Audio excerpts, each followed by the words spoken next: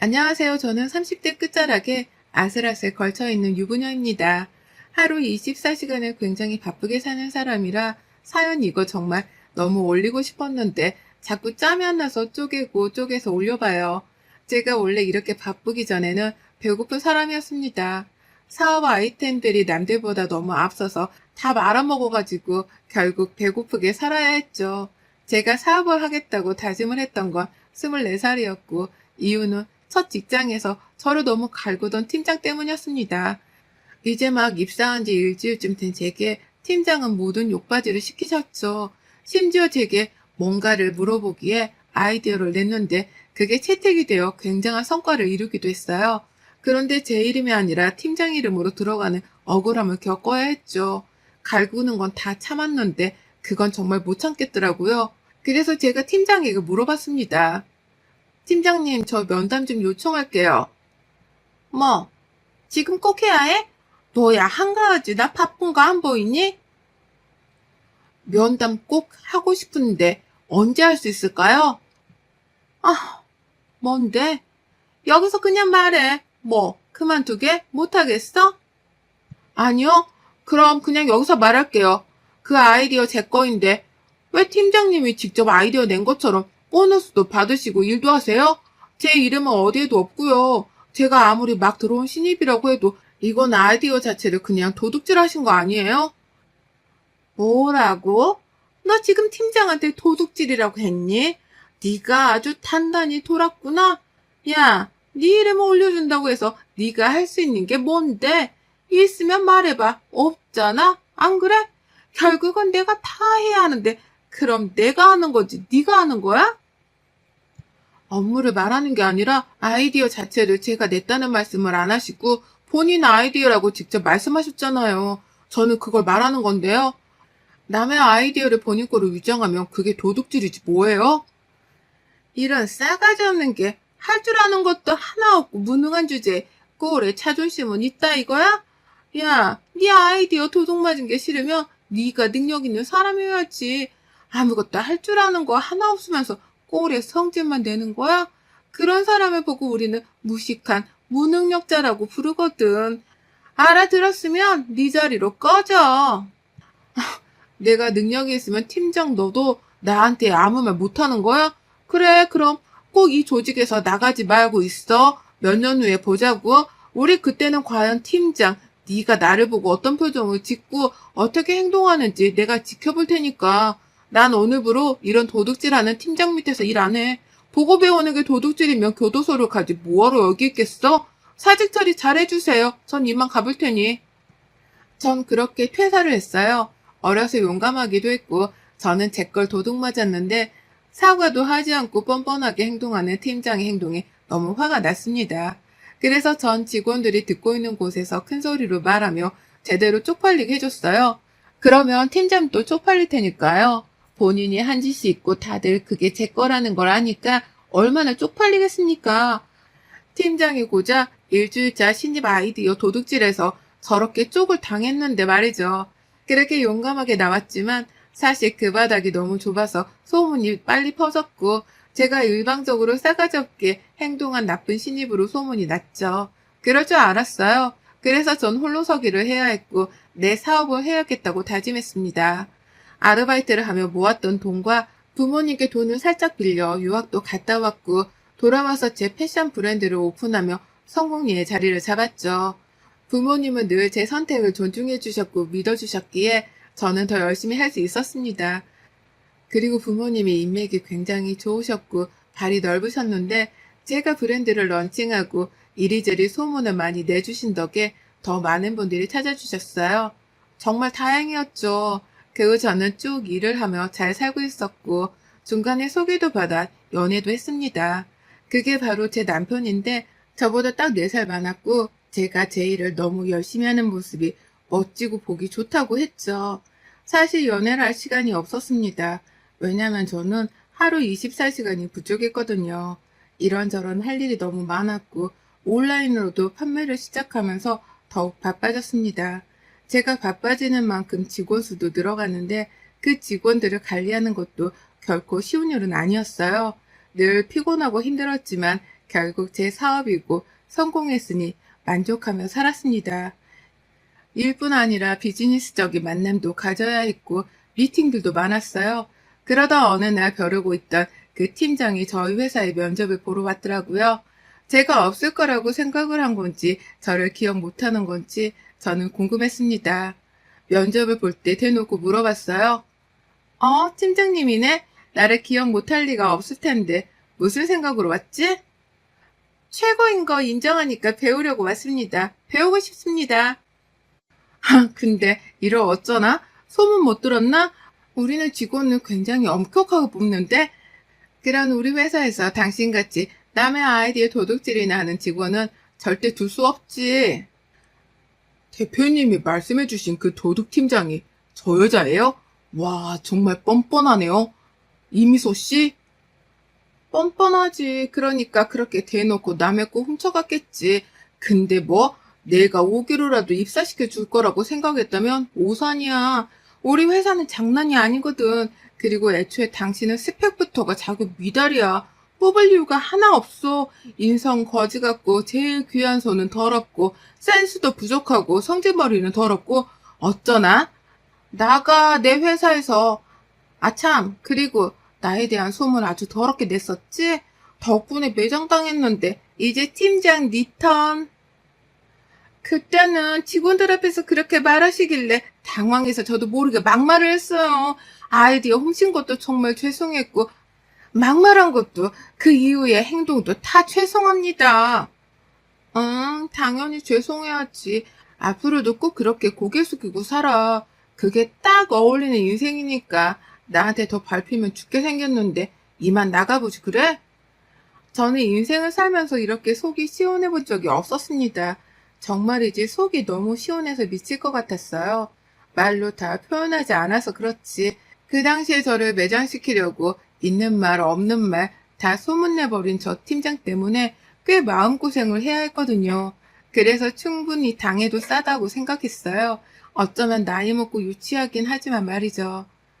평생에 복수를 했고 전 더 홀가분하게 훨훨 날았습니다. 잠을 제대로 못 자도 복이라고 생각했고 너무 바빠서 힘들어도 그 또한 제게 주어진 임무이고 복이라고 생각했어요. 남편과의 연애는 당연히 즐겁고 재밌었지만 늘 미안했습니다. 제가 늘 기다리게 하는 입장이었고 남편은 늘 제 모든 걸 맞춰주는 입장이다 보니까 항상 미안한 감정이 쌓이더라고요. 그래서 항상 잘해주려고 더 노력을 했습니다. 하루는 제가 과로로 쓰러진 적이 있는데 이날 중요한 미팅이 있어서 얼른 가봐야 했어요. 그런데 그런 저를 붙잡고 남편이 말했죠. 지금 타이밍 진짜 웃긴 거 알거든? 근데 그 미팅 내가 데려다 줄 테니까 걱정 말고 진정해봐. 할 말 있어. 뭔데 그래? 나 늦으면 절대 안 돼. 빨리 수액 좀 빼달라고 해봐. 그래, 걱정 마. 시간 계산 다 해뒀어. 안 늦어. 결혼하자, 우리. 당신 이렇게 살다가는 죽겠다, 죽겠어. 내가 옆에서 매일 365일 내내 챙겨줄 테니까 너 그냥 나랑 결혼해, 얼른. 뭐? 아니, 갑자기 그게 무슨 소리야, 지금. 이 상황에. 그래, 이 상황이라서 더 말이 나오는 거야. 빨리 대답해줘. 그래야 출발할 거야. 정말 왜 이러지? 나 급한데? 나도 급해. 수연이 너 이렇게 살다가 정말 골병 들어 죽어. 잘 좀 생각해봐. 나도 일하느라 바쁘긴 해도 한 집에 같이 살면서 챙겨주는 거랑 이렇게 떨어져 제대로 챙겨주지도 못하는 거랑 다르다고. 그리고 무엇보다 난 너 아니면 결혼 못해. 노총각으로 늙어 죽을지도 몰라. 참나. 정말. 알겠어. 결혼해. 얼른 가자. 제가 쓰러진 걸 본 남편은 이대로 혼자 뒀다가는 제가 정말 큰일 날 것 같았다고 합니다. 그래서 결혼을 요구했고 저는 받아줬어요. 저 역시 이 사람이 아니면 그 누구랑 결혼할 생각을 하지 않았기 때문에 가능한 일이었죠. 저희는 그 후 일사천리로 결혼을 진행했습니다. 그런데 남편은 저밖에 모르는 바보임이 변한 게 없었지만 결혼은 너무 현실적인 문제였죠. 연애할 때야 뭐 둘만 좋으면 되고 둘이 결정하고 그랬지만 결혼 후 시댁은 저와 너무 맞지 않았어요. 이게 뭐니? 빈손으로 오지 손님처럼 왜 뭘 사들고 왔어? 어머님 별거 아니고 어머님 딸기 좋아하신다고 해서 좀 사왔어요. 먹어보니까 달고 맛있더라고요. 돈도 그렇게 버는 CEO가 고작 딸기를 사왔어? 백화점 것도 아니고 그냥 동네 과일 가게에서? 네? 그 정도 체력가면 과일도 백화점에서 먹는 줄 알았는데 넌 아닌가 보다. 엄마 왜 그래? 왜 사람한테 말을 비비 꼬면서 해? 기분 나쁘게. 이 사람이 생각해서 사온 건데 진짜 과일 가게를 몇 곳을 돌아다녔는지 알아? 그러게 백화점 가서 한 번에 사오면 수월할 것을 뭐하러 그랬다니. 왜? 시애미한테는 백화점 과일은 먹이기 아까워? 아니요, 저도 백화점에서 안 사 먹어요. 비싸기만 하지 맛도 없거든요. 과일 가게에서 사는 과일이 제일 싱싱하고 맛있잖아요, 어머님. 아, 너무 먹어봐서 맛이 없어, 너는? 나는 모르는데 백화점 과일이 어떤 맛인지. 늘 저렇게 비비꼬면서 저를 못마땅해 하셨습니다. 그렇게 먹고 싶으면 본인이 직접 사 먹으면 될 것을 굳이 저를 걸고 넘어지셨죠. 심지어 시모의 이중성은 소름 끼쳤습니다. 함께 외식을 하자고 하셔서 룸을 예약했어요. 조용히 가족들끼리 먹고 싶어서요. 그런데 거기 일하는 직원이 하이가 저희 브랜드 거였죠. 남편이 그걸 알아보고 말했습니다. 방금 나간 직원분 하이, 당신네 거잖아. 그치? 이렇게 보니까 되게 반갑네. 저게 실용성이 좋게 나온 라인이지? 응, 맞아. 방금 여기 일하던 직원 말하는 거야? 응? 방금 나간 직원. 이봐요, 여기서 일하면 돈 많이 벌어요? 얼마나 받길래 그런 비싼 바지를 사 입는 거지? 아니면 돈도 없는데 있는 척 하고 싶어서 입어요? 아니, 우리 며느리가 그 브랜드 대표거든. 그래서 얼마나 가치 있는 옷인 줄 내가 아는데 그쪽이 입고 있는 게 웃겨서 물어봐요. 아, 죄송해요. 정말 죄송해요. 엄마, 지금 대체 무슨 말을 하는 거야? 왜 그래, 정말? 왜, 맞잖아. 그 고가 브랜드 옷을 이런 서빙하는 여자들이 타 입는 거면 너무 수치스럽지 않니? 이거 제 거 아니고 아는 언니가 준 거예요. 그렇게 고가인 줄 몰랐어요. 불쾌하셨다면 정말 죄송해요. 네? 아니에요. 정말 제가 죄송해요. 정말 죄송해요. 아니에요. 제가 주제도 안 맞게 비싼 걸 입고 다녔어요. 비싼 건지도 몰랐거든요. 세상에 정말 그렇게 말씀하지 마세요. 저는 브랜드 옷 입고 계신 거 보고 너무 감사했는데 왜 그렇게 말씀하세요? 정말 죄송해요. 웃기고 있네. 너도 속으로는 뭐 저런 여자가 내 브랜드 옷을 입냐고 생각했잖아? 이미지 관리하니? 어머님 정말 그만하세요. 왜 그러세요? 결국 그 직원은 울면서 나갔고 저는 따라 나가서 몇 번이고 사과를 하고 고개를 숙이고 했습니다. 시모는 저를 괴롭히는 방법도 참 여러 가지였죠. 밖에서 저를 알아보는 누군가가 있으면 은근 내 며느리라면 으쓱거리는 게 있었고 그러면서 또 뒤로는 저를 괴롭혔습니다. 사람이 참 못된 심보죠. 이런 시모 때문에 저는 스트레스 너무 많이 받았고 시모를 만난 후에는 꼭 체하거나 위험이 오곤 했어요. 더 어이없는 건 신우입니다. 제게 마치 뭐라도 맡겨둔 사람처럼 행동을 했거든요. 새언니, 이번에 그 가방 예쁘던데 그것 좀 하나 줘요. 아니면 샤넬이나 디올 신상도 좋고. 네? 직접 사야죠. 제가 그걸 어떻게 줘요? 돈이 그렇게 많으면서 그 정도 써봤자 어차피 티도 안 나잖아요. 안 그래요? 아가씨, 제가 얼마나 있는 줄 알아요? 모르지 않나?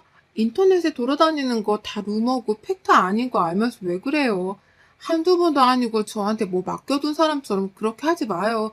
기분 나빠요, 저. 신우한테 가방 하나 주는 게 그렇게 정색할 일인가? 새언니가 대표면 뭐해? 주는 것도 없는데. 야, 김민정, 너 자꾸 그렇게 싸가지 없게 할 거야? 미쳤어? 내가 뭘 했다고 그러는데 가방 하나 주는 게 어렵냐? 본인은 명품 가방 셀 수도 없이 있으면서 짜증나.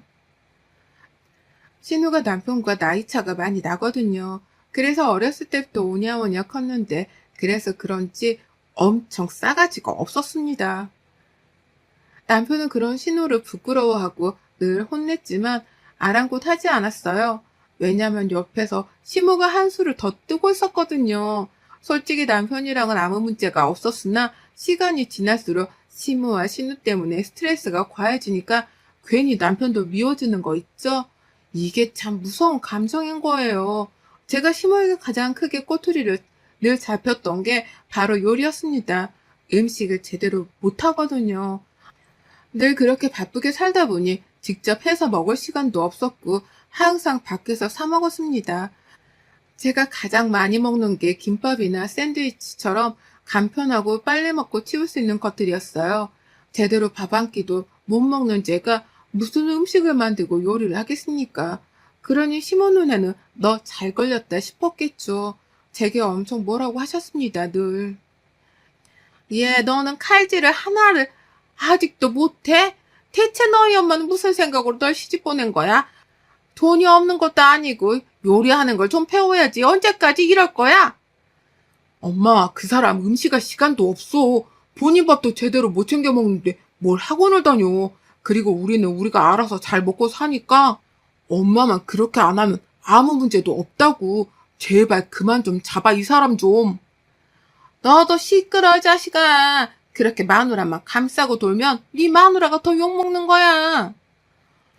엄마가 이유도 없이 자꾸 뭐라고 하니까 그렇지. 한두 번도 아니고 적당히가 없잖아. 뭐야? 네가 생각해봐라. 애가 시집 왔는데 칼질도 못하고 매번 내가 밥상 다 차려줘야 하면 열받지. 열 안 받냐? 그래서 우리가 한 끼에 몇십만 원 하는 고급진 곳에 모시고 가잖아. 근데 엄마가 곧 죽어도 집에서 먹자며. 그래놓고 왜 그러는데? 시모가 저를 향해 욕을 하며 남편은 10배로 갚아줬어요. 가끔은 그럴 때마다 속 시원하긴 했는데 당연히 스트레스를 안 받을 수는 없었죠. 저도 음식을 해보려고 노력했고 학원을 다녀볼까 했지만 시간이 없어서 다닐 수는 없었고 짬이 나면 집에서 꼭 어떻게든 뭐라도 썰어보고 칼질 연습도 해보고 레시피 보면서 음식도 만들어보곤 했습니다. 옆에서 뭐라고만 안 하면 어떻게든 만들 수 있는데 칼질부터 자꾸 지적하니까 아무것도 할 수 없었죠. 안 그래도 감정이 좋지 않은데 시모는 백수신우를 저희 회사에 입사시키라고 제안을 했습니다. 말이 좋아 제안이지 그냥 강제로 그렇게 하라고 했어요.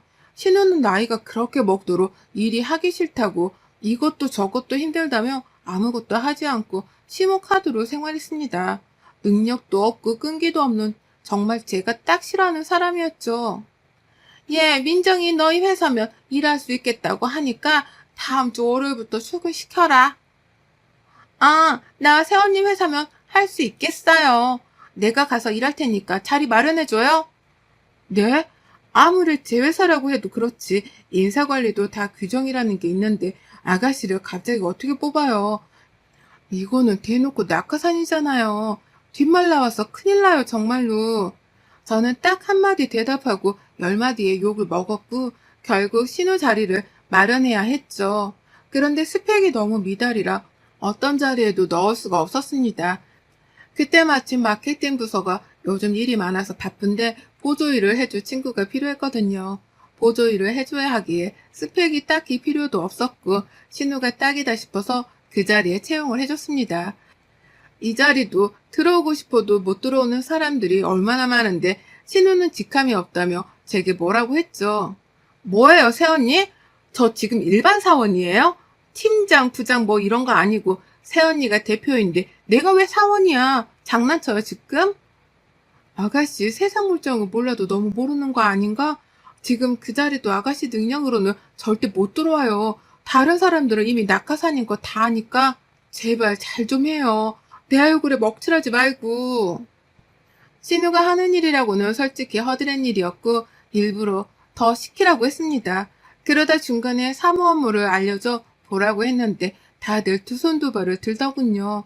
이해 자체를 못한다며 도저히 안 될 것 같다고 했죠. 그래서 결국 계속 정리하고 치우고 청소하고 분류하는 단순 작업만 했습니다. 할 줄 아는 게 없는데 어쩌겠어요. 그런데 신우는 폭발했죠.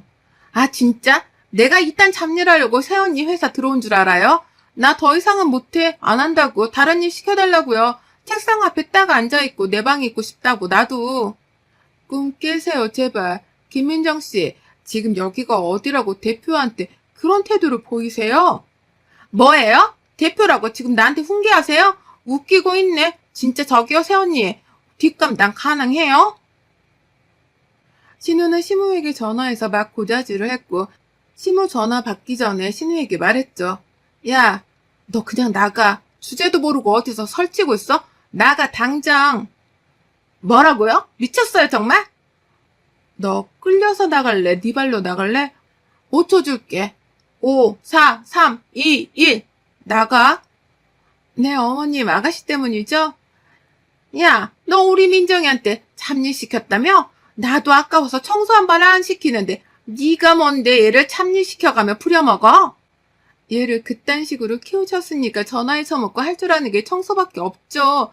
어머님 딸 지금 잘랐으니까 옆구리에 끼고 사세요. 제발 밖으로 내보내지 마시고. 전 그렇게 시무와 신우에게 확 질렀고 마무리는 남편이 했어요. 남편이 시댁에 가서 얼마나 될지 모르겠지만 그냥 당분간 연락도 말고 보지 말자고 했답니다. 한두 번도 아니고 결혼 생활 내내 저를 괴롭히던 가족들 모습에 소름 끼친다며 영 끊고 사는 셈 치고 우리 그렇게 살자고 했다네요. 당신 정말 그렇게 살 수 있어? 나 때문에 괜히 그러는 거면 그러지 마. 내 마음이 더 불편하니까. 아니야. 이건 내 가족이기 전에 진짜 너무 심각할 정도로 정이 떨어져서 안 될 것 같아. 내 동생인 게 내 엄마인 게 부끄럽고 창피하다. 정말 미안해. 그래, 고마워. 나 좀 안 보고 살고 싶긴 하거든. 미안하지만. 내가 미안하지. 이제 우리 서로에게 집중해서 살자, 여보. 그 이후 정말 시모, 신우와는 연락조차 하지 않고 살고 있습니다. 이제야 스트레스 지수도 많이 내려갔고 마음이 평온해진 것 같아요. 여러분의 생각은 댓글로 남겨주세요. 오늘도 시청해주셔서 정말 감사합니다.